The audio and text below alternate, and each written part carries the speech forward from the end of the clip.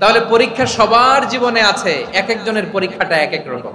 আল্লাহ তাআলা দেখতে চায় যে এই পরীক্ষার সময় আমরা কিরকম রেসপন্স করি, how to deal with the test, কিভাবে এই বিপদ আপদ পরীক্ষাগুলোকে আমরা হ্যান্ডেল করব, ডিল করব। এটা হচ্ছে আজকের আলোচনার বিষয়। বুঝতে পেরেছেন সবাই আমার প্রিয় ভাইরা? তাহলে পরীক্ষাময় আমাদের জীবন, বিপদ আপদ পরীক্ষা এটা মানুষের পিছু ছাড়ে না। সবার জীবনে পরীক্ষা আছে, নবীদের জীবনেও পরীক্ষা ছিল। সাহাবারা জিজ্ঞেস করেছেন, ইয়া রাসূলুল্লাহ আইয়ুন নাসি আশাদ্দু বালাআন ফিদ দুনিয়া, এই দুনিয়ার বুকে কাদের পরীক্ষা সবচেয়ে বেশি? বিশ্বনবী বলেছেন আল আম্বিয়া, এই পৃথিবীতে সবচেয়ে বেশি পরীক্ষা আল্লাহ তাআলা নিয়ে থাকেন নবীদের। কাদের? নবীদের। সুম্মাল আমসাল ফাল আমসাল, এরপরে নবীদের পরের স্তরে যারা তাদের পরীক্ষা, এরপরে তাদের পরের স্তরে যারা তাদের পরীক্ষা, সিদ্দিকীনদের, শুহাদাদের, সালিহিনদের, আল্লাহওয়ালাদের। যার ঈমান যত মজবুত তার জীবনে পরীক্ষাও তত বেশি। চিল্লায় বলেন ঠিক কিনা? তাহলে মুমিনরা, বিশ্বাসীরা, আমরা কি পরীক্ষা বিপদ আপদে ভয় পাই? হ্যাঁ, বিপদ দেখলে ভয় লাগে আপনাদের? ভয় লাগে? হ্যাঁ না, মুমিনরা বিপদে ভয় পায় না, তারা হতাশ হয় না, সুবহানাল্লাহ, তারা নিরাশ হয় না। বিশ্বাসীরা হাল ছেড়ে দেয় না, তারা ভরসা রাখে একজনের উপর। চিল্লায় বলতে হবে তিনি কে? কারণ মুমিন জানে the grief isn't permanent, the test isn't permanent, the struggle in our life isn't permanent. আমাদের জীবনের দুঃখ, কষ্ট, স্ট্রাগল এগুলো পার্মানেন্ট নয়। After every difficulties there is an ease. সব কষ্টের পরেই একটা সুখ আছে না নাই? রব্বুল আলামিন বলেন ফা ইন্না মাআল উসরি ইউসরা, ইন্না মাআল উসরি ইউসরা, ভয় পেও না, চিন্তা করো না, কষ্টের সাথেই আমি রেখে দিয়েছি স্বস্তি।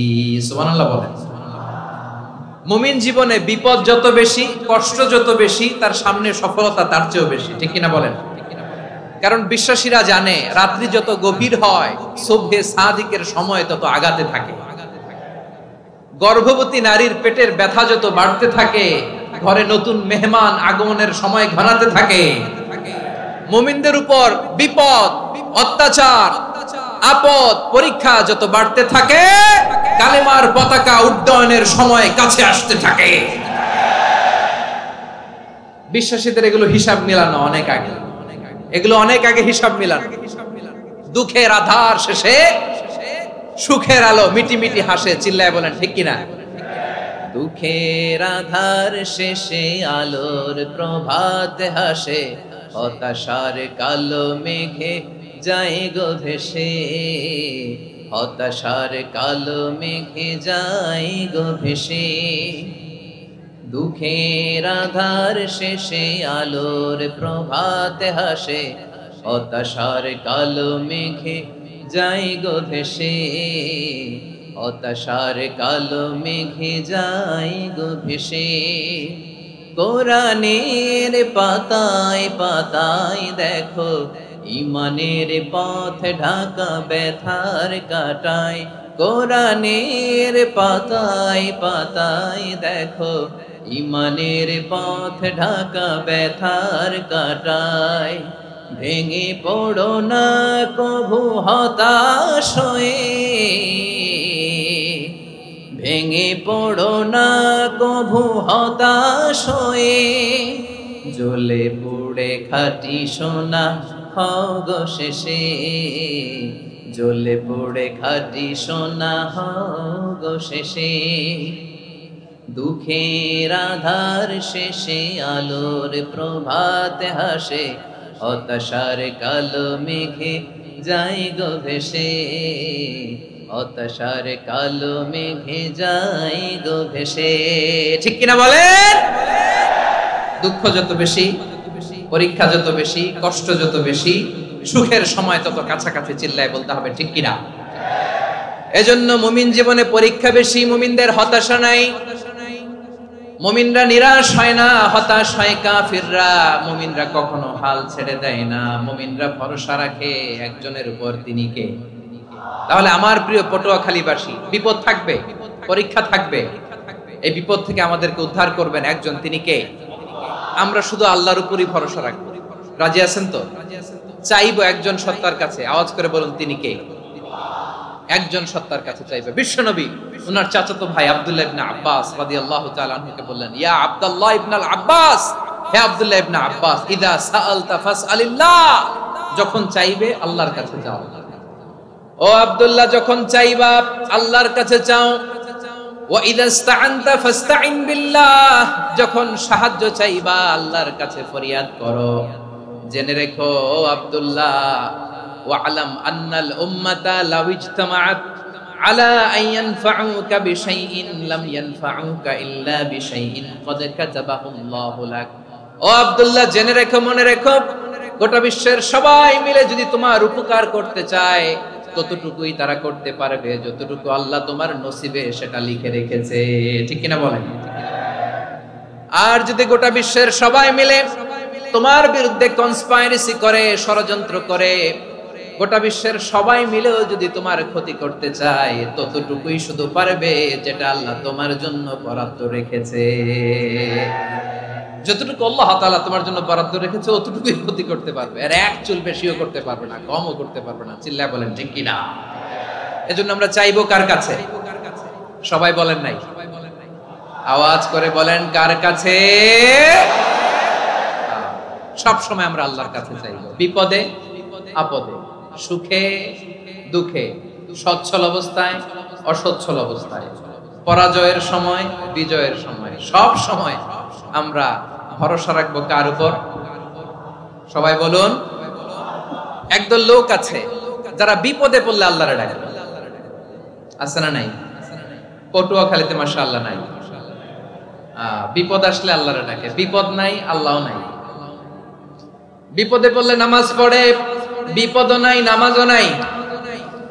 বিপদে পড়লে জিকির করে, বিপদ যখন চলে যায় ওদের জিকিরও বন্ধ হয়ে যায়। এরকম আছে না নাই? কিছু লোক দেখবেন পরীক্ষা আসলে নামাজ পড়ে, আছে আছে, জেনজি আওয়াজ করো, এরকম আছে? এই কমন পড়ে গেছে, কমন পড়ছে। দেখবেন পরীক্ষার সময় নামাজ পড়ে, পরীক্ষাও নাই নামাজও আছে। এরকম কিছু লোক আছে অসুস্থ হলে আল্লাহরে বড্ড ভালোবাসে, আল্লাহরে খুব ডাকে। অসুস্থ হইলে অসুস্থতাও নাই, আল্লাহ স্মরণও নাই। দেখবেন কিছু লোক নির্বাচন আসলে খুব আল্লাহওয়ালা হয়ে যায়, তখন দেখবেন মাথার মধ্যে হেজাব লাগায়, পাঞ্জাবি লাগায়, আল্লাহওয়ালা হয়ে যায়। নির্বাচনও নাই, এরপরে আল্লাহর কথাও নাই। আছে না নাই? না, এরকম হওয়া যাবে না। সব সময় আমরা আল্লাহরে ডাকবো, বিপদে আপদে সব সময় ভরসা রাখবো আমরা একজনের উপর। আওয়াজ করে বলেন তিনি কে? এ কথায় আল্লাহ তাআলা আমাদের চোখে আঙ্গুল দিয়ে জানিয়ে দিলেন, ফাইদা রাকিবু ফিল ফুলকি দা'আবুল্লাহা মুখলিসিনা লাহুদ্দিন ফালাম্মা নাজ্জাহুম ইলাল বাররি ইযা হুম ইউশরিকুন। আল্লাহ বলে একদল লোক আছে, তারা যখন নৌযানে চড়ে, জলযানে চড়ে, সাগরের মধ্যে যখন জাহাজে চড়ে, লঞ্চে চড়ে, তারা যখন তুফানের সম্মুখীন হয় তখন তারা আল্লাহরে বড্ড বেশি ডাকে, একান্ত ভাবে ডাকে, বিশুদ্ধ চিত্তে ডাকে। আবার তুফান থেকে তাদেরকে সেফ জোনে নিয়ে, নিরাপদ জোনে নিয়ে যখন বন্দরে আমি আল্লাহ তাদেরকে ভিড়িয়ে দেই, ওই লোকগুলো আবার আমি আল্লাহর সাথে শিরিক করে। এরকম আছে না নাই? জাহাজে উঠছে, সাগরের মাঝখানে তুফান, ওই সময় দেখবেন আল্লাহ কারে কয়। এই কথা তো আপনাদেরকে বোঝানো সহজ, আপনারা তো নদীর দেশের মানুষ। লঞ্চে চড়েন নাই কারা কারা? দেখি, লঞ্চে চড়ছেন? হ্যাঁ, লঞ্চে চড়ে নাই এরকম একজনও নাই এখানে। আচ্ছা, লঞ্চে উঠছেন কে কে? দেখি। মাশাআল্লাহ মাশাআল্লাহ মাশাআল্লাহ, ঠিক আছে, আপনাদের বোঝানো সহজ। আচ্ছা, লঞ্চে উঠে তুফানের সম্মুখীন হয়েছেন, জলোচ্ছ্বাস, সবাই? মাশাআল্লাহ। তো এই ওয়াজ তো আপনাদের মুখস্থ, ঠিক কিনা বলেন? আমার বলার দরকার নাই, বলেন।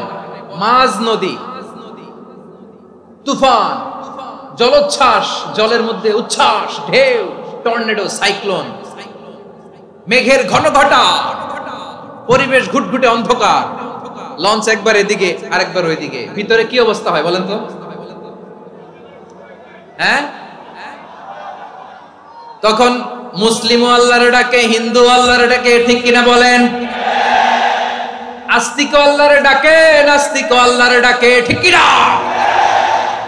লঞ্চের ভেতর, স্টিমারের ভেতর কান্নারে রোল পড়ে যায়, চিৎকারের রোল পড়ে যায়, সবার মুখ দিয়ে শুধু একটা আওয়াজ, লা ইলাহা লা ইলাহা লা ইলাহা সুবহানাল্লাহ আলহামদুলিল্লাহ লা ইলাহা। আল্লাহ নামের জিকির করবে যারা, আল্লাহর কাছে প্রিয় তারা, আল্লাহর কাছে প্রিয় যারা, জান্নাতে প্রবেশ করবে তারা, জোরে লা ইলাহা লা ইলাহা ইল্লাল্লাহ লা ইলাহা ইল্লাল্লাহ মুহাম্মাদুর রাসূলুল্লাহ সাল্লাল্লাহু আলাইহি ওয়াসাল্লাম। আমার প্রিয় পটুয়াখালীবাসী, তাহলে লঞ্চের ভেতরে যখন আমরা তুফানের মধ্যে পড়ি, তখন সবাই মিলে আমরা একটা নামের জিকির করি। নামটা কার? মুসলমানেরাও ডাকে, হিন্দুরাও ডাকে, আস্তিকও ডাকে, নাস্তিকও ডাকে, সবাই ডাকে একজনকে, তিনি কে? আবার দেখবেন ওই আল্লাহ তুফানের পরে, ঝড়ের পরে ওই লঞ্চটাকে যখন সদর ঘাটে ফিরিয়ে দেয়, আবার আমরা নাফরমানি শুরু করে দেই। সে কোথায়? আল্লাহ বললেন, ফাইদা রাকিবু ফিল ফুলকি দা'আউল্লাহা মুখলিসিনা লাহুদ্দীন ফালাম্মা নাজ্জাহুম ইলাল বাররি ইযা হুম ইউশরিকুন। সাগরে যখন তুফানে পড়ে আমি আল্লাহর ডাকে, আবার আমি আল্লাহ যখন বাঁচিয়ে দেই, আবার আমি আল্লাহর সাথে শিরিক শুরু করে। আমরা কি এরকম হতে চাই নাকি? এরকম করবেন? হ্যাঁ না, আমরা তুফানে পড়লেও আল্লাহর ডাকি, আবার বাঁচায় দেওয়ার পরেও ডাকি কারে? আল্লাহকেই ডাকি। বিমানের মধ্যে মাঝে মাঝে দেখবেন যে এয়ার টার্বুলেন্স হয়, জানেন? এয়ার টার্বুলেন্স জানেন তো? মাঝে মাঝে বিমানটা বাউন্সিং করে, বাম্পি, ভেরি বাম্পি ওয়েদার। শুনেন নাই? 40,000 ফিট উপরে যখন থাকে, তখন পাইলট মাঝে মাঝে বলে, dear passengers, ladies and gentleman, right now we are flying 40,000 feet above the ground and we are passing very air turbulence, very heavy air turbulence right now. Please fasten your seat belt. দেখবেন মাঝে মাঝে পরিবর্তন হয়েছে, ফলে এখন বিমান shaking করে বেশি, বাউন্সিং, বাম্পি ওয়েদার। তো বলেন তো 40,000 ফিট উপরে যখন আপনি, কয় হাজার ফিট? সবাই বলুন কয় হাজার ফিট? 40,000 ফিট উপরে যখন আপনি, তখন যখন বিমানটা এরকম বাউন্সিং করে, সবাই যখন ভমিটিং করে বিমান নষ্ট করে দেয়, বমি করে, তখন বাঁচানোর কে আছে আল্লাহ ছাড়া? কেউ আছে? ওই মুহূর্তেও সবাই মিলে একজনের ডাকে আওয়াজ করে বলেন, তিনি কে? মাঝে মাঝে কিছু সোশ্যাল মিডিয়ায় কিছু ভিডিও পাওয়া যায় যে হেভি যখন এয়ার টার্বুলেন্স হয়, 10 সেকেন্ড 15 সেকেন্ডের কিছু ভিডিও পাওয়া যায়, বিমানটা এরকম বাউন্সিং করছে, বাম্পি ওয়েদার, কাঁপছে, মানুষগুলো বমি করছে, অক্সিজেন মাস্কগুলো সব ঝুলে পড়েছে, বিমানটা শুধু কাঁপছে।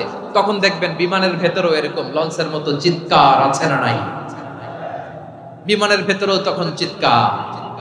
গত বছর হিথ্রো এয়ারপোর্ট থেকে সিঙ্গাপুর এয়ারলাইন্সের একটা ফ্লাইট, হিথ্রো টু চাঙ্গি, একটা ফ্লাইটে এমন বেশি এয়ার টার্বুলেন্সের শিকার হয়েছিল ওই এয়ারক্রাফটটা, 33 জন যাত্রী সেখানে আহত হয়েছে, একজন যাত্রী নিহত হয়েছে। কেবিন ক্রুজ, এয়ার হোস্টেস যারা আছে, একজনের নাক ফেটে, চোখ ফেটে, কপাল ফেটে, ব্লিডিং হয়ে শয়লা। প্রিয় ভাইরা, ওই 40,000 ফিট উপরে বিমানটা যখন কাঁপবে, তখন আমাদেরকে আল্লাহ ছাড়া আর কেউ বাঁচানোর আছে? এত আস্তে বললে হবে? ওই কঠিন মুহূর্তে আমার বাবা আমারে বাঁচাতে পারে, আমার বন্ধু আমারে বাঁচাতে পারে। এই গ্রাউন্ডে, জমিনের বুকে আমার প্রোটোকল, আমার ক্ষমতা, আমার দাম্ভিকতা, কোনো কিছু আমারে বাঁচাতে পারে একজন ছাড়া। চিল্লায় বলতে হবে, তিনি কে? সে আল্লাহ বললেন, গোলাম আমি বিপদের সময় ঠিকই তোমাদের বাঁচিয়ে নেই। ওই বিমানের ভেতরে 40,000 ফিট উপরে যখন তোমরা এয়ার টার্বুলেন্সের শিকার হও, তখন নাস্তিকও আল্লাহরে ডাকে, হিন্দু আল্লাহরে ডাকে। জোরে বলেন ঠিক কিনা?